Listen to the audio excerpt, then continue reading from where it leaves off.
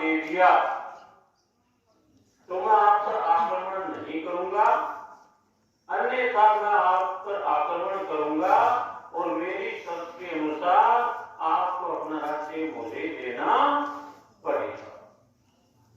तो काबुल के राजा ने बच्चों 2 घोड़ी भिजवाई, एकदम एक जैसी, ना वजन में कमी दिख रही थी, ना हाइट में कमी दिख रही थी, ना उनके हेल्थ में कमी दिख रही थी, हूबहू लग रही थी दोनों घोड़ियां। अब काबुल के राजा ने कहलवाया कि इन घोड़ियों में से पहचान करके मुझे बताओ कि मां कौन सी है और बेटी कौन सी है। दिल्ली के राजा के लिए बड़ा मुश्किल हो गया। तो एक कोई चरवाहा था, जैसे भेड़ चराते हैं, घोड़े चराते हैं, ऊंट चराते हैं, ऐसे कोई चरवाहा था, उसको भी इस बात का पता चला। राजा बड़ा धन संकट में था कि मेरे को अपना राज्य काबुल के राजा को देना पड़ेगा। तो चरवाहे के पास ये मैसेज गया, संदेश गया कि ऐसे ऐसे 2 घोड़ी भेजी है काबुल के राजा ने और उनकी पहचान करनी है, कौन सी माता है और कौन सी पुत्री है। तो चरवाहा जाकर के राजा के दरबार में बोले ये पहचान तो मैं बड़ा आराम से कर दूंगा, कोई दिक्कत नहीं है।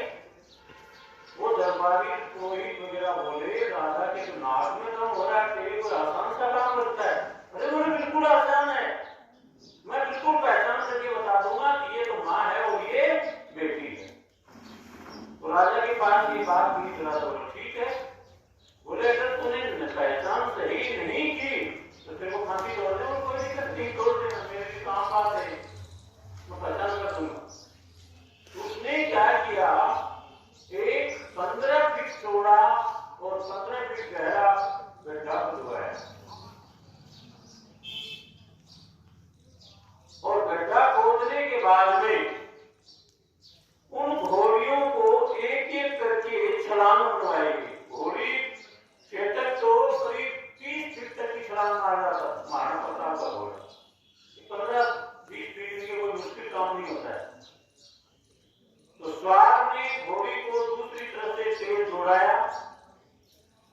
एक घोड़ी जो पहले दौड़ाई थी वो बिना किसी झिझक के, बिना किसी डर के, बिना किसी संकट के उसके ऊपर के कूद गई। दूसरी घोड़ी को जब उसके स्वार ने दौड़ाया तो वो थोड़ी सी झिझकी और फिर दोबारा वो भी कूद गई। तो जो गवाला बैठा था बोले दोबारा जो घोड़ी आई है ये माँ है और पहले वाली बेटी है। बोले कैसे पता चला? बोले पहले वाली ने बड़ी निर्भयता के साथ, बड़े विश्वास के साथ छलांग लगा दी। दूसरी घोड़ी ने बच्चे जन्म देने के कारण उसके शरीर में कुछ थकावट आ गई, कमजोरी आ गई, इस कारण से थोड़ी झिझकी थी और हिजक करके छलांग लगाई थी उसने। तो उसने बिल्कुल सही पहचान करके। तो काबुल का राजा बड़ा प्रसन्न हुआ, तो मैं आक्रमण भी नहीं करूंगा, तुम्हारे राज्य को भी नहीं दूंगा। तो आपकी भी पास में पहचान होनी चाहिए कि आपका कौन भला चाहने वाला है, कौन आपका बुरा कर सकता है, कौन पड़ोसी आपका अच्छा है, कौन आपका पड़ोसी बुरा है, ये पहचान आपको आनी चाहिए। समझ गए ना? 13 दिन की छुट्टियों के बाद आप आए हो। आशा करता हूँ कि सभी सकुशल यहाँ आए होंगे। दीपावली के त्योहार पर आपने ज्यादा कोई आतिशबाजी नहीं की होगी, सब स्वस्थ और प्रसन्नचित होकर के यहाँ आए हो। अब दोबारा से अपनी पढ़ाई के बिल्कुल पूर्णतया मनोयोग के साथ जुड़ जाओ।